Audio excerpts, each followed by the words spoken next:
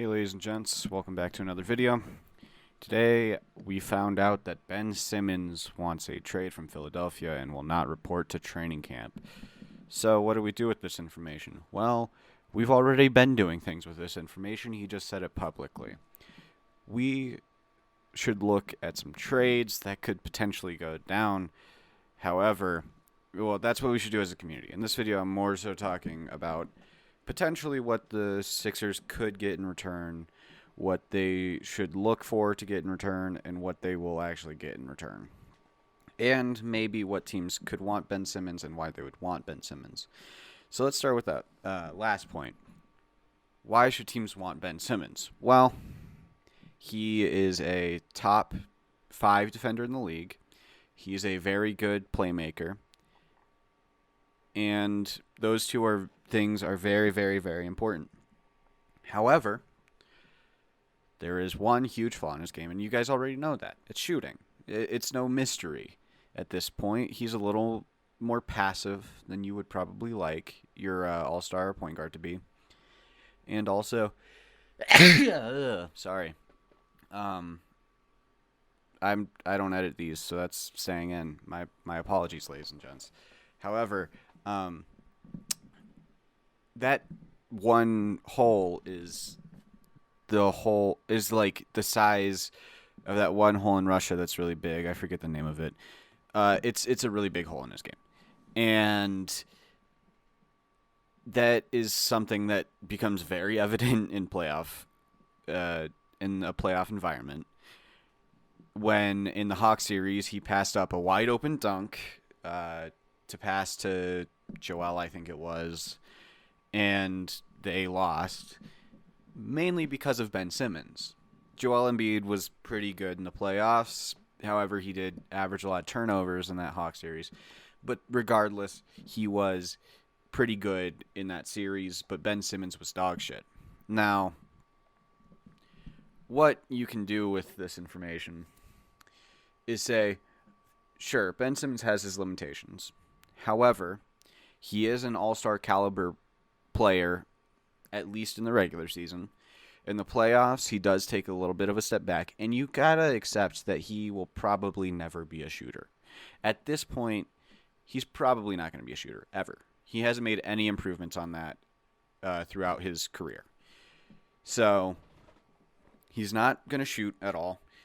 You gotta treat him kind of like a center. Now, that leads me to where I think he could get traded to.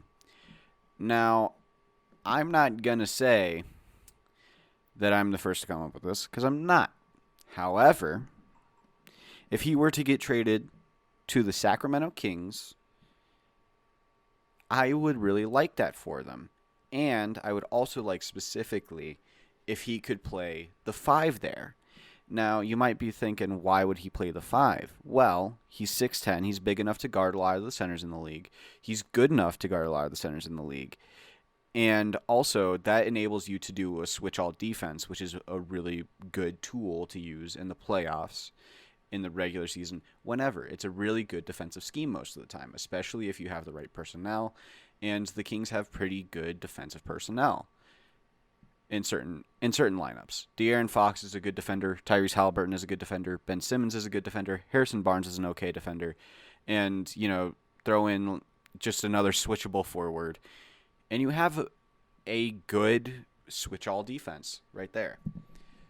And also, Ben Simmons can help on the weak side. And, he's a great weak side defender. And maybe he can develop rim protection. He has improved on defense in his career. It's not like shooting where he hasn't improved at all. So there is a potential that he could develop that. And what a package would look like, I would be willing to throw anything and everything in there if I'm the Sacramento Kings besides De'Aaron Fox and Tyrese Halliburton. Neither of those two are on the table, and I would even put Davion Mitchell in there if I'm being completely honest. However, there is a report from Jason Dumas, who I don't know how credible he is, But if he is to be taken at his word, he reports that there's a high chance of Tyrese Maxey also being included in a Ben Simmons trade because Rich Paul would like both of his clients out of Philadelphia. And if that's the case, I would then throw in Davion Mitchell if they also throw in Tyrese Maxey. So let's say they throw in Buddy Hield, Marvin Bagley, Davion Mitchell, and like 3 first-round picks for Ben Simmons and Tyrese Maxey. Now, is that a bit much? Maybe on the picks side of things? Maybe. I'm not. This is off the dome.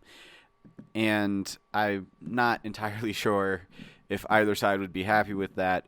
But that is a trade that comes to mind, and I think I would like that for both sides. The Sixers get good shooting. They get Marvin Bagley, who they could flip to like a third team, say to the Rockets for some decent player, or the Pistons for, some decent role player. Like something like that, where they could flip him to a third team for some okay role player that would fill in like a pick or two. Something like that. Marvin Bagley is not a huge asset, but you can get something for him. Then they get Buddy Hield, who's a great shooter and provides great spacing. He doesn't do much outside of that, but he does that very well. And they get Davion Mitchell, who is a good defender, a good playmaker. He's a high upside guard. I might not be the biggest Davion Mitchell fan. I'm not low on him, but I'm not necessarily high on him either. But he's a good young piece that you could also flip for more assets or just grow in Philadelphia. And you also get 3 first-round picks who you could turn into other players. If Bradley Beal becomes available, you suddenly package Davion Mitchell, Marvin Bagley, and like 5-6 first-round picks for Bradley Beal, and all of a sudden you have a all-star guard who is capable of scoring at a high rate and in the playoffs, someone like that. I don't know. That's something that Philly could do. As far as what they should expect to get for Ben Simmons, I think that would be on the better end of packages.